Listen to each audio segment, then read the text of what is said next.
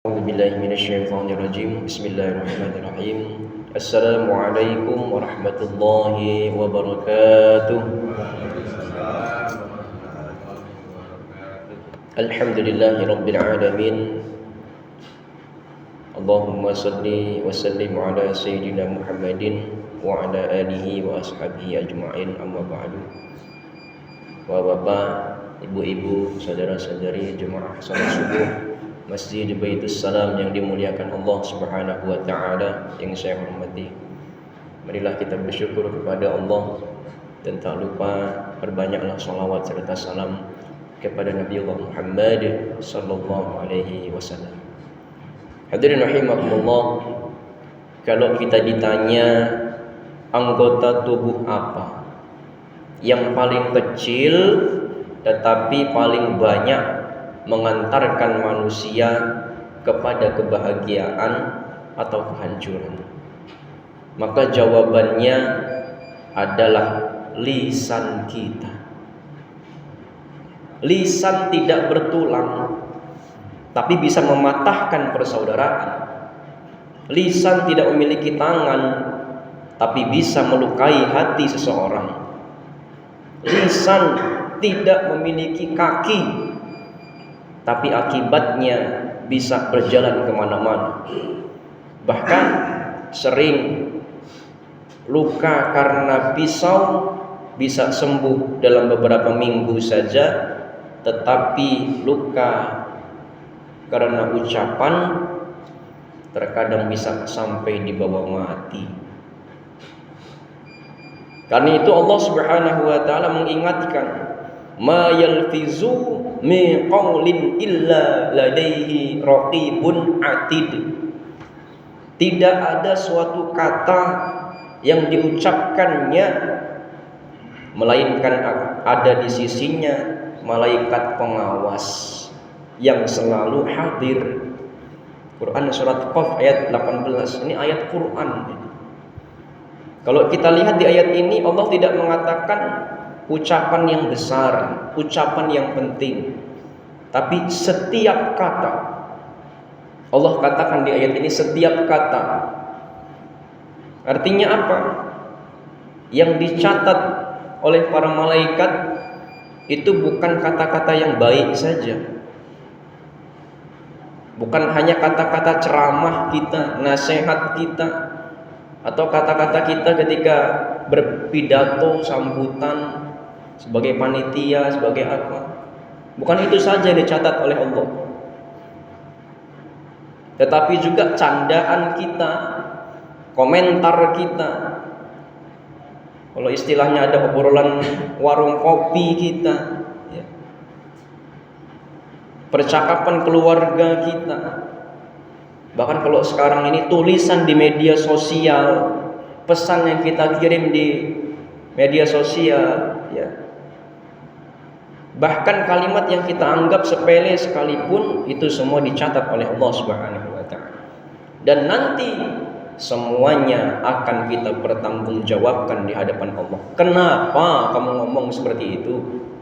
Apa niatmu? Itu Masya Allah. Makanya kata ulama, yang paling banyak dosanya itu yang paling banyak bicara. Karena setiap pembicaraan itu satu katanya saja itu bisa menjadi dosa ketika kita tidak mengendalikan. Ya. Nah, hadirin rahimakumullah, seringkali ketika kita mengira, ya, kalau lisan itu hanya ghibah, fitnah. Ya, ghibah dan fitnah itu dosa besar yang dilakukan oleh lisan. Ada lagi yang lebih dalam lagi. Adab lisan dalam Islam itu ternyata lebih luas lagi. Islam mengajarkan bukan hanya apa yang harus kita ucapkan, tapi juga kapan kita bicara, kepada siapa kita berbicara, bagaimana cara berbicara, bahkan kapan kita seharusnya diam. Ya.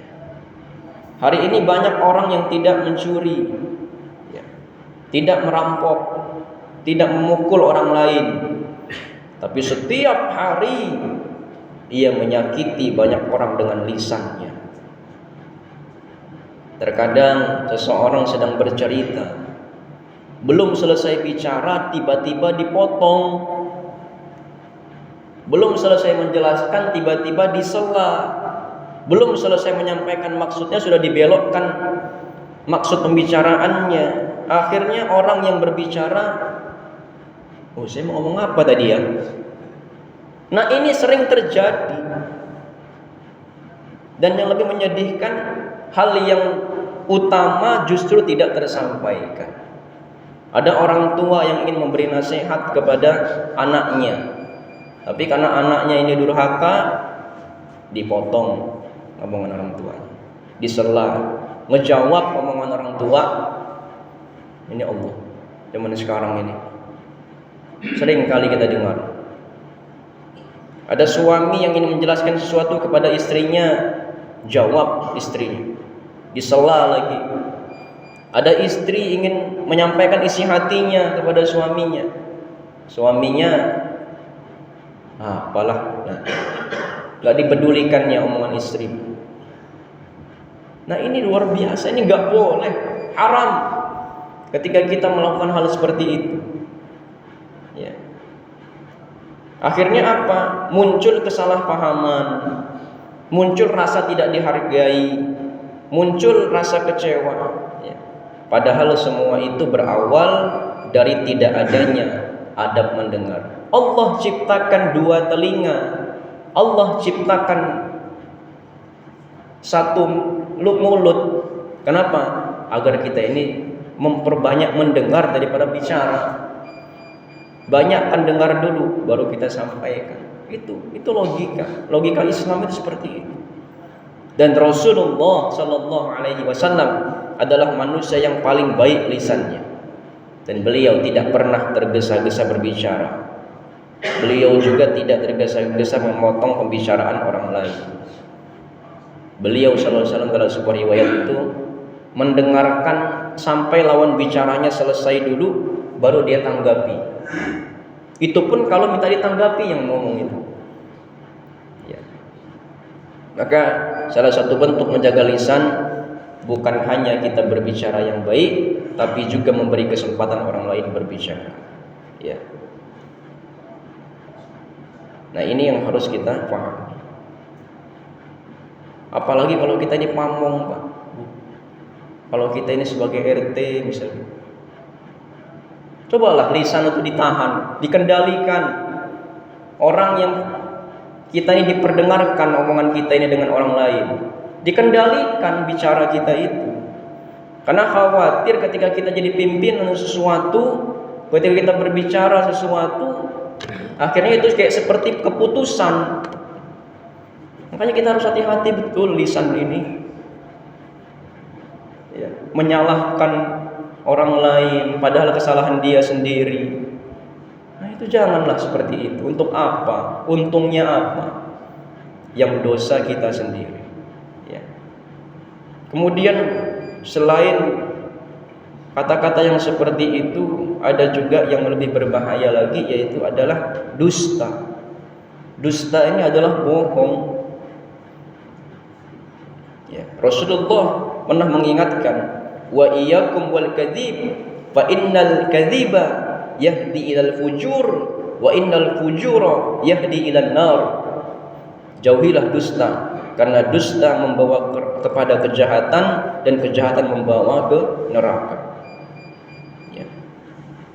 Jadi dusta itu bukan cuma menambah-nambahi yang membuat cerita yang tidak terjadi. Termasuk dusta juga ketika kita melebih-lebihkan cerita.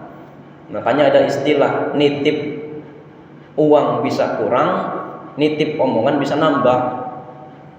Nah ini hal seperti ini seharusnya tidak perlu keluar. Cuman ya itu realitanya. Ya. Menambah-nambah informasi, mengurangi informasi, ya, memberikan kesaksian yang tidak benar, membuat kabar yang tidak jelas, hoax segala macam. Nah ini merupakan dosa dari lisan juga. Ya. Mana banyak sekali keluarga yang bermusuhan karena berita yang tidak dicek. Banyak jamaah saling curiga karena isu yang tidak jelas. Tabayyun dulu, makanya kita ini dalam Quran tuh fatabayyanu, disuruh untuk tabayyun. Kalau sampai nasihat atau sampai kabar kepada kita, sampai berita kepada kita, klarifikasi dulu, benar nggak sih ini? Sekalipun itu benar, bagaimana sikap kita menyikapinya sebagai orang beriman? Seperti itu, berbeda. Orang yang sudah beriman sama yang tidak beriman, jangan samakan, beda, harus berbeda dalam menerima informasi. Kemudian ghibah. Nah, ghibah ini membicarakan kesalahan orang lain, sekalipun itu ada benar di orang tersebut. Jadi ghibah itu membicarakan kesalahan orang lain yang benar ada di dalam orang tersebut. Kalau fitnah membicarakan orang lain yang tidak ada dalam orang tersebut. Jadi dua-duanya adalah kesalahan. Artinya apa? Kalau udah ngomongin orang itu udah gak bener. Mau bener ada di orang itu atau tidak bener di orang itu tetap dianggap apa? Yang bener dibilang ghibah, yang gak bener dibilang fitnah. Intinya apa? Ngomongin orang itu gak boleh. Itu intinya. Mau dia ada di orang itu atau tidak. Ya.